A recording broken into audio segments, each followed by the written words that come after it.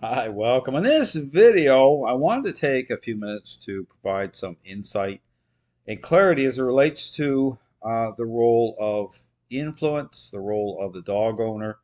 When it comes to being perceived the right way, and how this plays into certain responses and interactions, such as getting a dog to, say, retrieve, getting a dog to respond.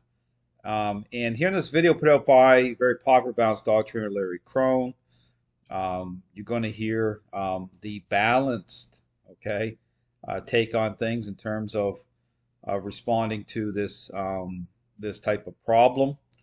And so I'm going to play some of this video, but I'm going to provide, I'm going to fill in the gaps. I'm going to provide some context here as to how to bring it together by way of your role, by way of understanding, the perception of dogs in terms of control, kind of all or nothing type of situation, which will make sense as I talk through this. But again, how to align it so that you get the full package without, again, getting these situations where things fall apart and never getting to a level you really want to in terms of, of getting a dog to respond, bring object back to you, all those things that align through, to the relationship itself. Yes. Now here you see, again, right away, this whole response, part of it with, again, I talk about this whole theme of bribery, okay? Trainers who will engage at this level, but also talk about the totality of the relationship, okay? This plays into beyond just an idea of things, how it is that some trainers are able to achieve, a high level with dogs that they're personally interacting with beyond just an idea of things. I talk about the totality of the relationship itself, influence, just like, again, how you think, but why it is, okay? And this is another important thing to consider.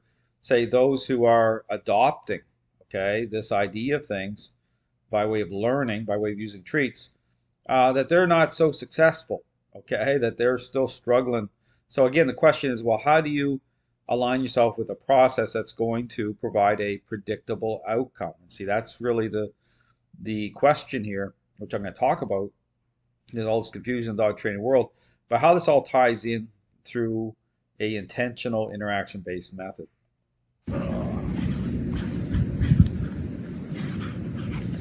Oh, good boy, buddy. Good boy, Dante. Come here. Again, so you see his dog coming back, kind of, right? But again, you get this thing about getting this really nailed down, okay? Where a dog's going to come right in, right next to you, on command, out. That dog's going to, drop the object right beside you, and then be focused on you the right way, okay, as you re-engage. See, that's the thing.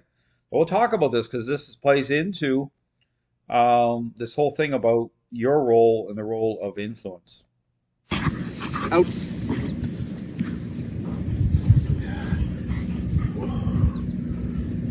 Heel.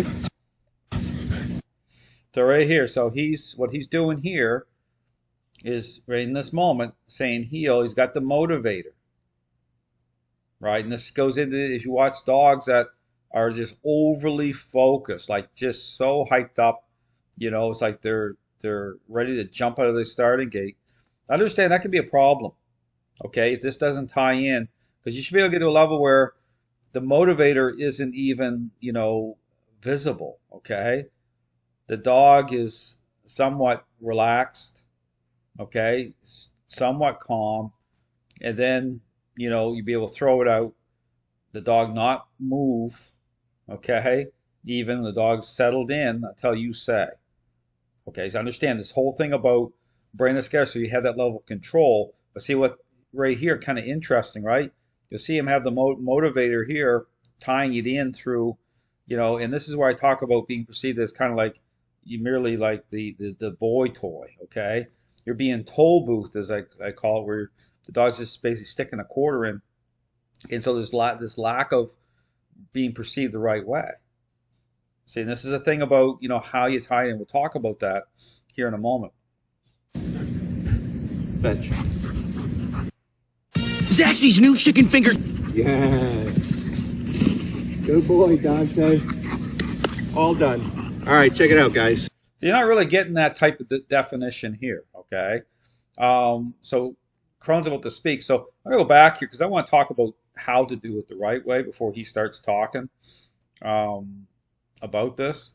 So here, again, understand this whole thing about all or nothing. Okay, this plays into issues related to the food. Okay, so you get the dog, that's in total control, food possession. And so what happens is it's very interesting when dogs come, say, to me for a board and train, and they have this all or nothing mentality, and they have a lot of control issues going on towards certain things. And so by way of the food, this is where once that owner steps out of the scene, so to speak, once I'm, say, taking a board and train dog on, and that owner leaves the area, there's a realization. Okay, this is where I'm hanging out, just kind of sitting at my little desk area, and the dog is in the crate. The dog really starts to get a sense that, okay, Dale's taking over here. What you'll find, okay, and what you'll see, okay, come out even through the food, is dogs will refuse to eat the food, okay, will shut down that way, without me even doing, like I said, just having the food, with the dog will refuse to eat. Now, here's the thing to understand: the more control the dog has in the relationship to that owner over things like food and everything else, the longer a dog will go. The dog will go, say, 3 days and not refuse to eat. They'll drink the water, okay, but even dogs will even get at a certain level, even get hesitant about that, because it's this whole thing about all or nothing. It's like kind of picking up your baseball glove and kind of walking away, saying if I can't do it my way, I'm not doing it at all. And you'll see how that's expressed through even initially to the board and train. So what do I do to compensate? Because of course the dog needs to eat. Well, I'll start to, because the dog will sense, well, Dale's in full control here, and you'll see that type of this is where I'll even have to relax. When I'm doing the methods, very intentional with even a daily routine, is I know the dog is just on the edge. That dog is, say, holding a lot of control. And so, the issue about just at the relationship side of things, the dog can go into high challenge based on very little, okay, based on very little intentional control happening. So I'll be more kind of just really kind of loosey-goosey. And this is important because this is about understanding how to, because it's working off your personality type. Understand dogs really do sense how you think, okay? And that plays into why people get bitten very fast, say trainers, before they even make a initial movement. Dogs even can sense how your mind is moving, okay, through by way of control. But how to accommodate, okay? And this is the thing too, because you say, well, dog needs to eat. Well, this is where I will start to hand feed. I'll put my hand in it and start to hand feed. And the dog isn't going to bite me. Okay, at that level, the dog is not the dog is really almost shutting down. And so what you do is you'll hand feed the dog. You use a little bit of, of praise in that, because what you're doing is you're bringing it together. Okay, so just the fact that you're in the mix that way, you need to bring it together in the way in which the dog is starting to engage, starting to come into agreement, because your dog understands that you're in full control. But you'll see that factor into certain things. So, but then the question is, and this is where you'll see it through what people will say when a dog won't suddenly just is totally, once they start to change their parenting style, so to speak. And you'll see, especially in something like retrieval, like a ball play. What happens, the dog will shut down. And you're going to hear this from this trainer here in a moment. Talk about his idea about how to try to overcome that. But the problem in that it doesn't bring those core ingredients in, okay? Because really the question is, how do I get a dog to see the right way, to say on command, okay, bring something back in a consistent way that's solid, okay? Those core ingredients, influence and control, they have to come in, they have to align. But the problem with that, and here's the thing to think about, if the way it was before through that owner, the dog is in full control. So what happens is they will invest in, certain objects such as ball play, they start to take full control. And so that's why they won't bring it right back, or they'll tear it to pieces right in front of you. Okay, all sorts of stuff starts happening where it's like this isn't good. Yeah, I'm kind of like the person throwing out whatever, but that dog is not responding at all and doesn't have a good idea of things. Okay, because just like the food example, right? All or nothing. So the question is, well, how do you go from shutdown?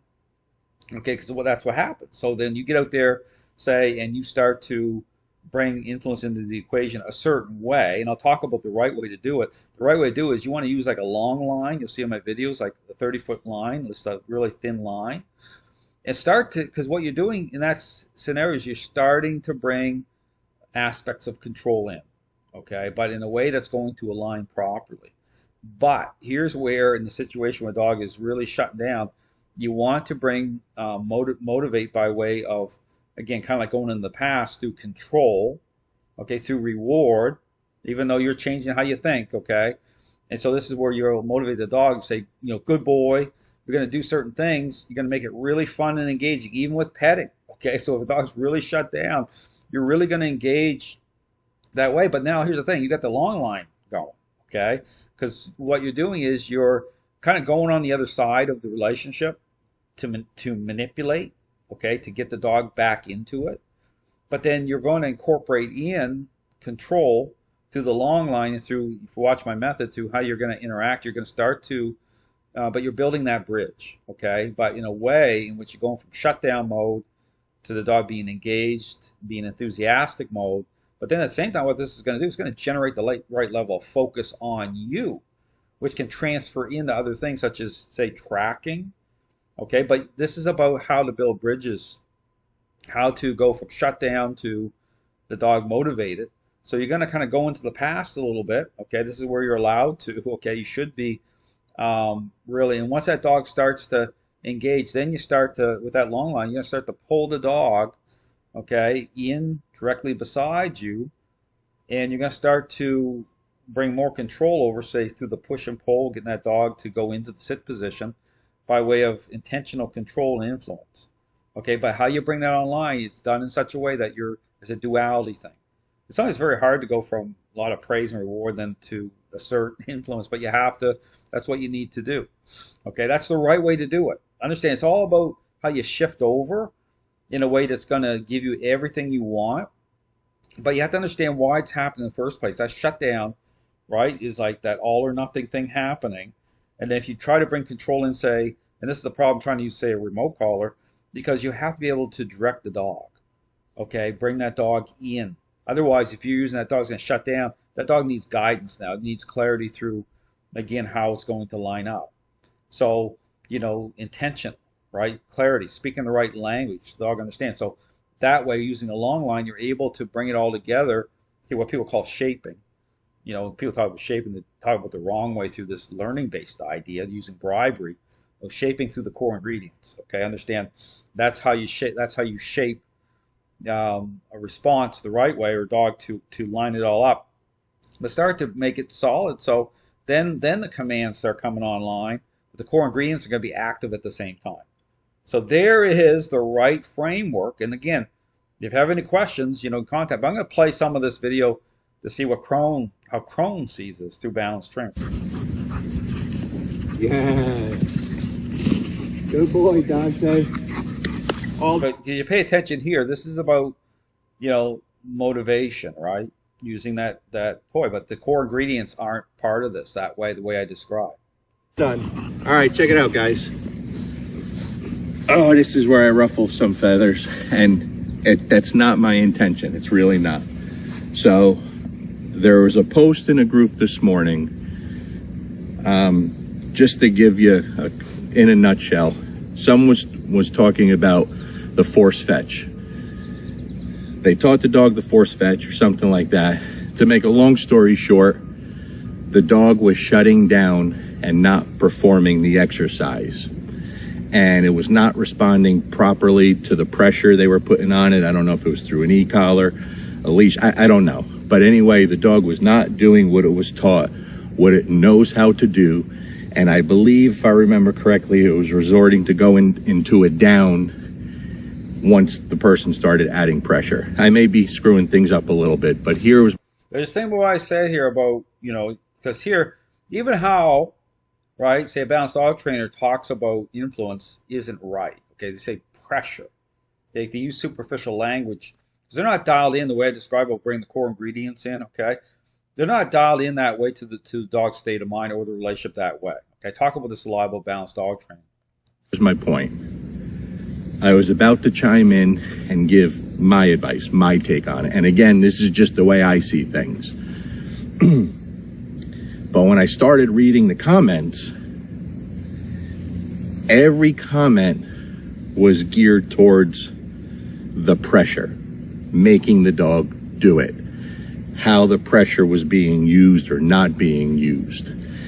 So again, I just talk about pressure, but control and influence, okay, how it lines up to that specific thing, say the long line exercise, right? That's a really great example of how to incorporate those core ingredients in while, motivating the dog, right? So you're manipulating control, but to bring those in to build that bridge that way. And why the dog should not have the option of not doing it. And I understand where they're coming from. So option, that's right, control, right? Option is about control. Dogs, hey, you know what? I'm going to decide, right? So that whole free will aspect. But I understand that's part of, the role of the owner. But again, bring those core ingredients in to affect change.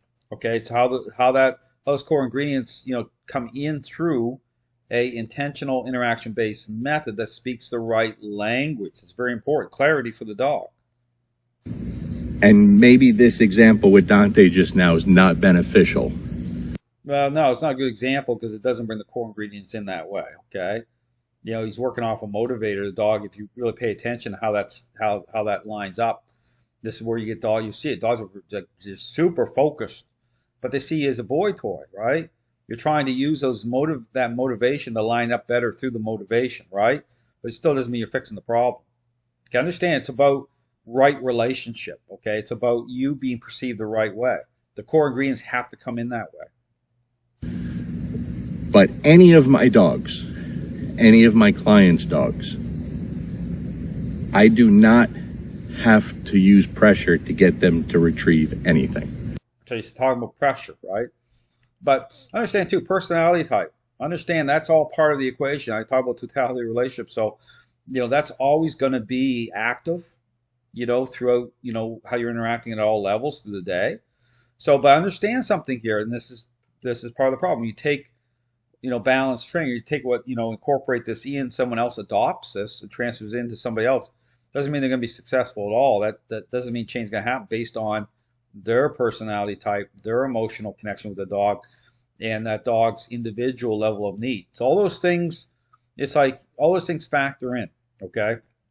But here's the thing, to avoid any problem, to avoid the problem in the first place, again, I talk about an intentional interaction-based method that's very specific, very intentional, brings those core ingredients. That's how to make sure you're going to have a predictable outcome. It's going to avoid those problems in the first place.